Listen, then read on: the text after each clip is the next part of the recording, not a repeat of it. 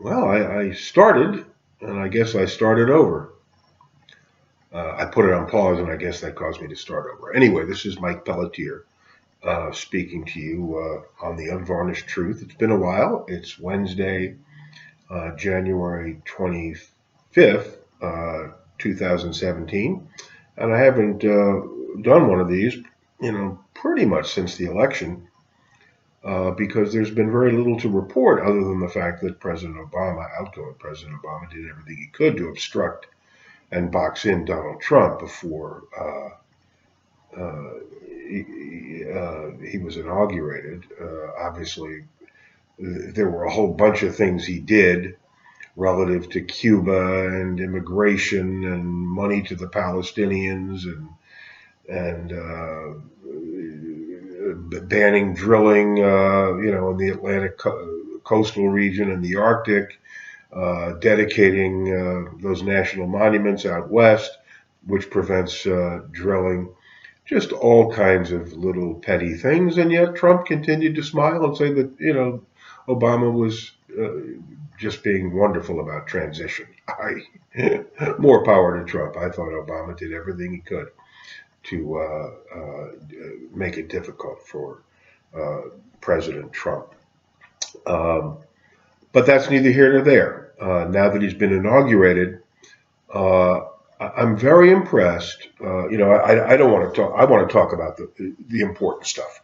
I don't care about this, all this talk now about alternative facts and fake news and voter fraud. I don't care about any of that stuff.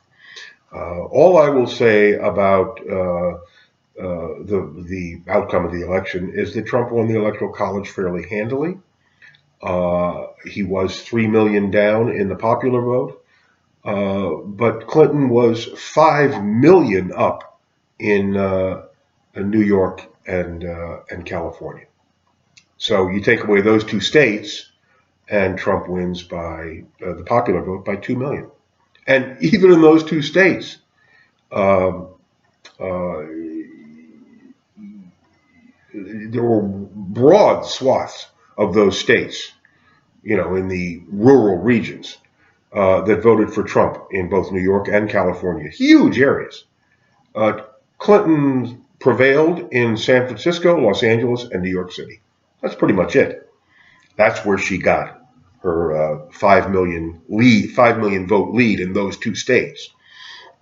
And, you take away those three cities, which are sanctuary cities to boot, and Trump wins by 2 million, the popular vote. And, the Electoral College becomes even more of a landslide.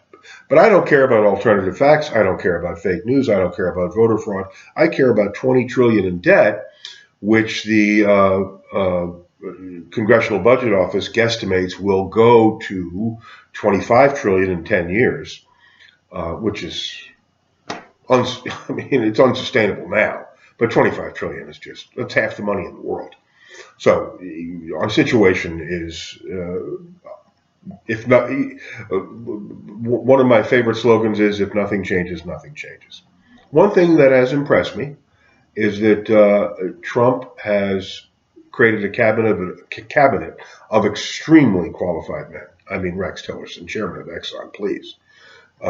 2 Marine Corps generals. And he's, if Trump and Tillerson are subject to criticism for their cozy ties with Russia, General James Mattis, during his testimony for defense, was very strong against Russia. So it's obvious that Trump has assembled a team of very strong individuals who will on occasion disagree with him. And one area of disagreement appears to be in the area of the budget. And that's just what I wanted to talk about briefly today, just a few minutes. I was really gratified to read a Washington Post story today about Representative Mick Mulvaney's, doesn't sound like a very substantial individual, Mick Mulvaney, but he was a Tea Party guy, in 2010, came out of South Carolina, has been serving in the House since, and he's a deficit hawk. And Trump has nominated him to to become the nation's budget director. And I just think it's terrific. This guy is for real. And he obviously disagrees with Trump on some rather crucial areas. I mean, Trump campaigned on the fact that, we're not going to touch Social Security and Medicare. And frankly, that's ridiculous. They are, well, particularly Medicare. If we have an annual budget deficit of $500 billion, Medicare is about $400 billion of it. And the idea of nationalizing our health insurance to repeal and replace Obamacare with national health insurance a la Canada, I mean, are you kidding? If we run a $400 billion deficit for Medicare for seniors, if we have Medicare for the whole country, we're talking $2 trillion annual deficits to add to the national debt. In 10 years, we'll be at $40 trillion in debt. Just on Medicare, forget other spending. So Trump's plan to not, touch entitlements is, I think, pie in the sky, and Mulvaney says so. And I find his testimony and his positions on the budget to be very cogent and to the point. The communist Bernie Sanders says that the ideas and opinions of Mr. Mulvaney are way out of touch. Two of those opinions or suggestions are relative to Social Security, raising the retirement age to 70. Number one, but only for the future. It doesn't affect current retirees such as yours truly. But even if it did, I'd be okay with it, to be perfectly honest with you. And he also wants to means test for Medicare. And I think that those are both very sound suggestions that would relieve wealthy people with huge pensions that include health insurance, first-class Cadillac health insurance policies, don't need Medicare. So don't give it to them. And I think wealthy people with pensions and health insurance, what would they care? They wouldn't care at all. So these are very good suggestions. And Mulvaney also supports cutting the federal spending by 1% a year for the next 5 years to eliminate the deficit. That will, it's called the penny plan. But the communist Bernie Sanders says that the ideas and opinions of Mr. Mulvaney are way out of touch. But, Bernie, way out of touch with what? We're $20 trillion in debt. Our situation is absurd. Our position is unprecedented. We've never been in this position before in the history of the Republic to be this far in debt. So I don't know what Bernie means. Way out of touch with what? Way out of touch with pie in the sky leftist rhetoric about the need to spend more money until we're bankrupt, until we're like Greece. And even John McCain, the Republican John McCain, he questioned Mulvaney's support for reductions in defense spending. Everything's got to be cut. Everything. The defense budget is $600 billion, maybe more. I mean, there's got to be some waste in there that we can cut. I'm sure there is, the $50,000 toilet seat. So, McCain is really no different from Bernie Sanders. It's as if McCain is oblivious to the limitations we face.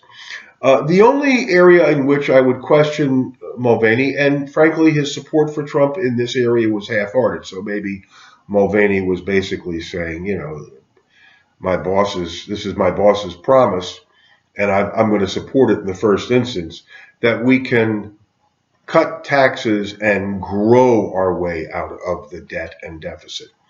The theory being that if you cut taxes, business growth will tremendously expand, wages will increase, taxes on those wages will increase, and it will all come out in the wash. Well, we can't afford it to come out in the wash.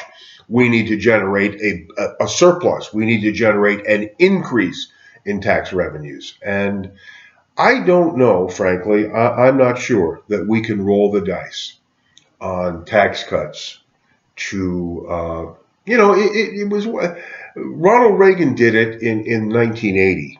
And, the Reagan Revolution, he cut taxes, and the growth during the 1980s was undeniably spectacular. But the deficit then was, the debt then was like $2 trillion, maybe even less. The deficits were, I don't know what they were, tens of billions, maybe 100 billion. That would surprise me. We're now talking about a national debt of $20 trillion and annual deficits, which add to the national debt of $500 billion. Hence the Congressional Budget Office estimate that we're going to generate if we continue with $500 billion deficits in 10 years, we're going to add $5 trillion to the national debt and go from 20 to 25 if we don't change anything at current spending levels. I'm not sure that Donald Trump's plan to grow our way out of the debt and deficit is going to work. I just don't know. But this guy Mulvaney, I think, is going to ride herd. He said during his testimony, I think the best chance you have to reduce the deficit or balance the budget is to accomplish economic growth.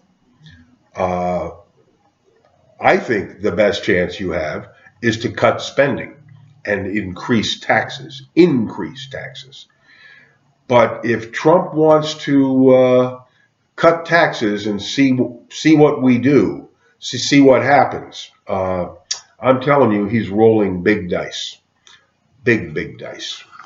This country could go under if the anticipated growth and tax revenue doesn't occur. How much more debt and deficit can we incur? I don't know. But I'm very pleased with the choice of Mick Mulvaney to be budget director, as I am with many of the choices that Trump has made. He's picked a very conservative cabinet. I'm told that Trump himself is not a conservative, that he's really a Democrat in wolf's clothing. But he's picked a very conservative cabinet, and this guy, Mick Mulvaney, is going to ride herd, and I'm very glad of it, because you know from listening to me how important the debt and deficit are to me. So that's all from here. That's it for today. That's the Unvarnished Truth for Wednesday, January 25th, 2017. Have a good day.